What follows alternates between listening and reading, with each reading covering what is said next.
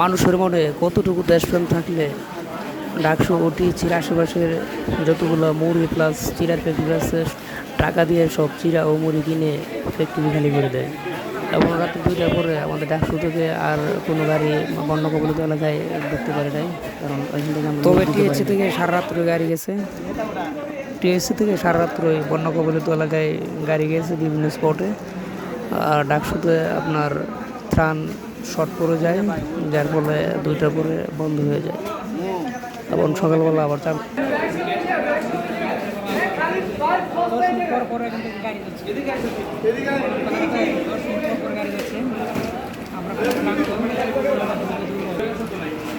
টিএসসিতে আপনার সারাদিন আপনার রাত্রে 11টা পর্যন্ত ওই নগদ অর্থ প্লাস জামা কাপড় প্লাস শুকনো খাবার দেওয়ার জন্য মানুষের প্রচুর লাইন ছিল আর কি।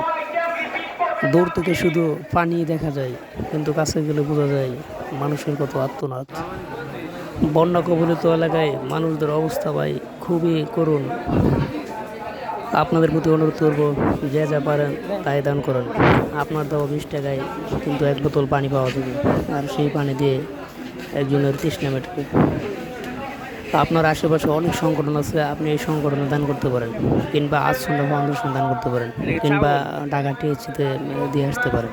ধন্যবাদ সবাই।